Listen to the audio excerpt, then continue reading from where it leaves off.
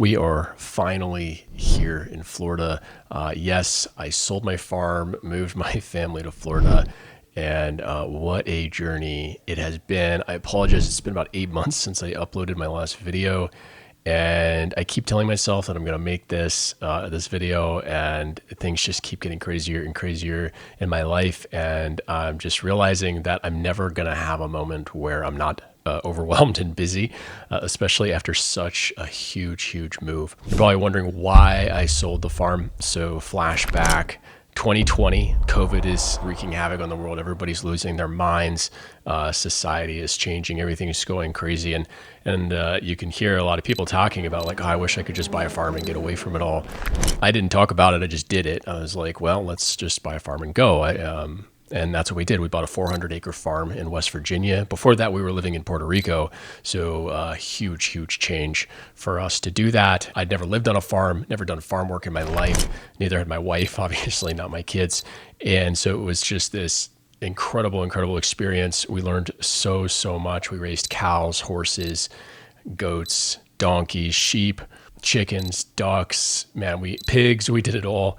And it was such an incredible experience and a great way to raise my kids there for 5 years. It was just really healthy experience for everybody in the family. I myself needed that time to grow and to develop and become, a better version of myself. It was it was just something that God used to help grow me. And I'm just extremely grateful for that experience. But starting early 2024, it started to become clear that God was ready for us to move on and that he was directing us towards Florida, of all places. So we prayed about it and obviously talked about it a lot and pushed back against the idea and kind of wrestled with it for quite a long time.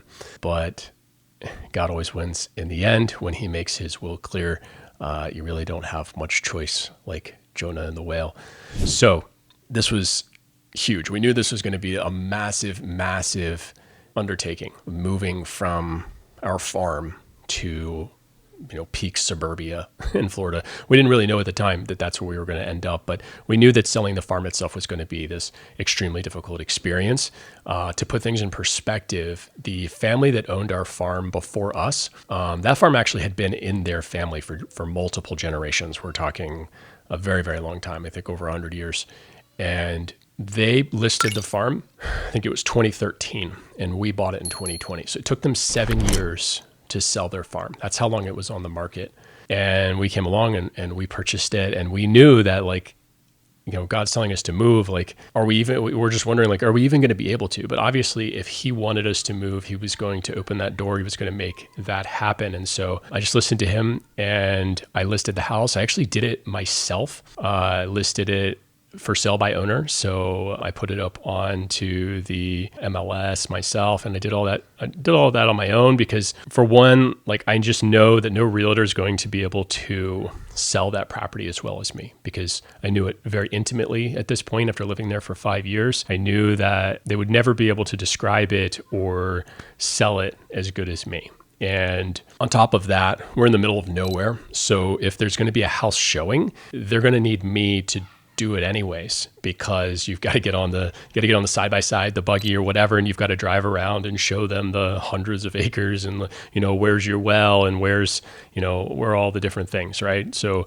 I was going to need to be involved in that process anyways, and I feel like I was just wondering what is a realtor even going to do at this point? Why am I going to pay them 6% or whatever it is? One realtor quoted us 7%. She wanted 7%. I was like, why am I going to give you all this money? Right? It's a 7-figure farm. There's no reason for me to be giving this money away if I can just do it myself. And I figured, look, if God wants us to move, he's going to bring a buyer regardless of how we do the listing. So I listed it myself. It was crickets. We got nothing, which was expected. But I thought we'd get a call. I didn't get a single call. About a month after I listed the property, I had a trip scheduled for China. I was going to be gone for 3 weeks with my business partner, Alex. We were going to visit suppliers, go to the Canton Fair, do all that fun stuff. And I was like nervous. I was like, well, what if somebody wants to come see the house and I'm gone and my wife is home alone with the kids? She homeschools, so she's, obviously crazy busy, busier than me. And I was like, felt nervous about leaving for 3 weeks. Like, what if somebody's interested and we miss out on this opportunity to sell the house? Well, nobody called while I was gone. And then I want to say it was like 2 or 3 days after I got back from China, I got a call about the house. The very, very first call I got about the house. It was a realtor. He said, hey, I've got some buyers from out of state. They're very interested in seeing the house. I was like, okay, cool, let's do it. And so we scheduled a showing. It took us like 3 days to get ready for the showing just because there's just so much I was gone for 3 weeks in China. So there's a lot of stuff that needed to be done on the farm just to catch up on fences that have been torn down and obviously landscaping, and the animals need to be taken care of. And obviously my wife needs help getting the house ready. It needs time to get the house ready because we live in the house. Our kids are all homeschooled. My father-in-law lives with us. There's 7 people in the house. So there's a lot of moving pieces. And anyway, so we scheduled a showing and the people come and they tell us, they say, we've been trying to see this house for 2 months. Our last realtor wouldn't show it to us. And I know in the back of my mind, I'm like, this because it's for sale by owner. There's a lot of realtors out there that are very petty about that. They don't like being cut out of the deal. So they try to look out for each other and not show houses that are for sale by owner. So the buyers literally dumped their realtor just to get another one that would show them the house. So they come, they see the house. The walkthrough lasts 4 hours. It was ridiculous. It was so insane. That day was very exhausting, but they made an offer the very next day. It was lowball, and I was like, okay, that's fine. Let's just see how this plays out. So I counter, I come down just a little bit, right? I've got it listed about $150K over what I wanted to settle on. And God gave me this number in my mind, this is what you need to get for the house. He gave me, it was very clear in my mind that this is the number that we want to get. And so they made an offer, I counter, made another offer, counter, made another offer, and their third offer was the exact number that I wanted for the house. So we accepted it. And on top of all of that, if you don't know much about real estate, you don't know this, that it's very hard to get a mortgage approved for a property that has a lot of land. So you generally won't see a lot of houses listed with hundreds of acres, okay? And the reason for that is because mortgage companies just don't like those deals. They don't really include the land value in the appraisal. And so it's hard to get a mortgage approved when the appraisal doesn't match up with the actual property value, right? It was a cash offer. They made a cash offer on our house. And that means no mortgage companies involved, no appraisal, nothing like that. It was just a done deal. And they were even willing to give us quite a bit of time. I think we asked for 2 months to move. We knew it was going to be a very serious process for us to move. We had accumulated a ton of things. Our farmhouse was if you include the basement square footage, it's probably about 7,000 square feet of living area. And then we have all of our farm stuff, tractors and tools and all these things that we have to get rid of. We can't bring that stuff to a gated community in South Florida. Which is where we were eyeballing. We didn't even have a house yet, right? We didn't even made an offer or anything yet. And then we have our, this huge 3-car garage, and we've got our gym. We have you guys probably see my gym. We have $50,000 worth of gym equipment in there. Pretty much everything has to go, right? We got to sell probably 60% of our possessions just to actually make the move happen.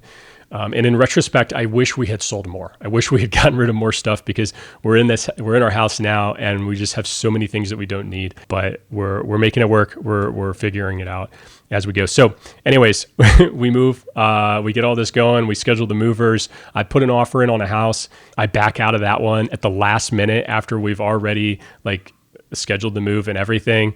And so we decide, okay, let's chill and let's get an Airbnb. I rented an Airbnb for 6 weeks and we had the movers put all of our stuff in storage. We finally picked out the city that we wanted to be in. We wanted to buy a house in Parkland.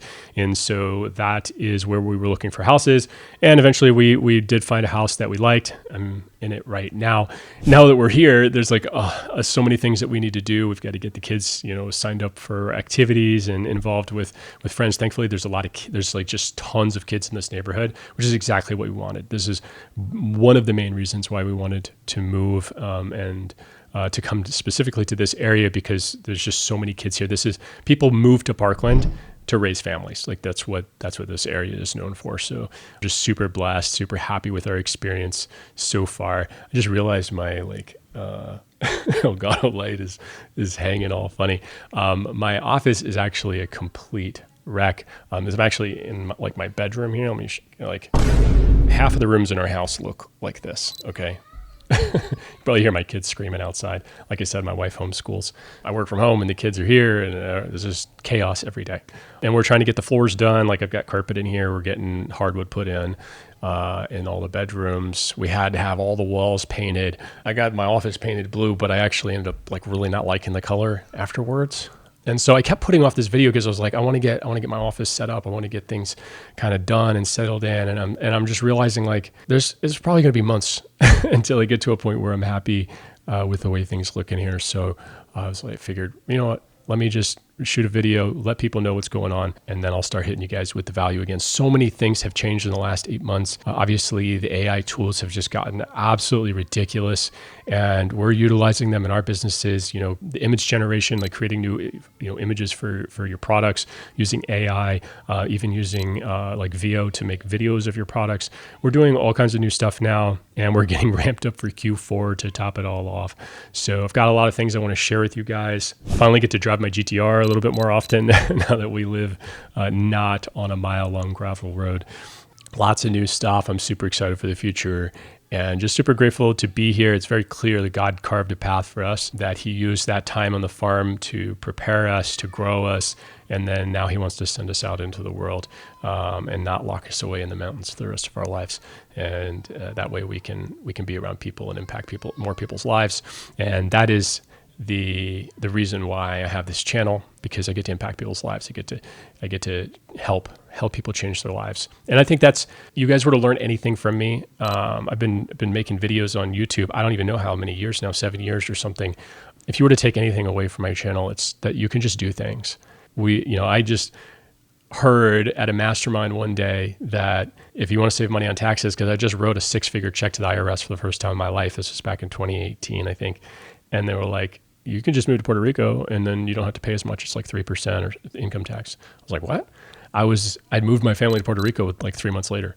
And then during COVID, everything was getting crazy. And I was like, let's just move to the mountains. Let's just go do our own thing and live a peaceful life, farming and raising animals and riding horses and all that. And so we just up and did it. And then we decided it was time to do something different. And now we're back in suburbia. And it actually is so similar to Puerto Rico. It's so similar to Dorado Beach, the neighborhood that we're in. It's really kind of funny. At least we have a little bit more amenities, a little bit more, we're actually in America. That was one of the reasons why we didn't like Puerto Rico, is there was a lot of headaches that came along with living on that island. So anyways, you can just do things. You can just change your life. You can just leave your career like I did and start an e-com business. You can move out of your hometown. You can make new friends. You can do just incredible things with your life if you just decide, listen to that inner voice, explore it. Don't make crazy irrational decisions at the spur, just out of nowhere. It might seem like I do that a lot with the ways that my life has changed over the last 8 years, but every one of these decisions was hard fought. It was prayed over, and you weigh the pros and cons, and then you imagine the worst case scenario, and you say, am I okay with the worst case scenario? And then you just do it. Just do it. You only get to live once, so make the most of it. And thank you guys for watching this video and being patient with me. Really going to work hard to get back into regular posting. We're going to do meetups. We're also going to do some meetups and masterminds here in Florida now that I live in civilization. A little bit easier to do. So if you guys are in South Florida or interested in coming to South Florida to meet up with me and my business partner and our team, and to learn from us, or just to hang out, leave a comment. Let me know, because we're going to be scheduling that stuff here pretty soon. And yeah, that's it. I'll see you guys in the next one.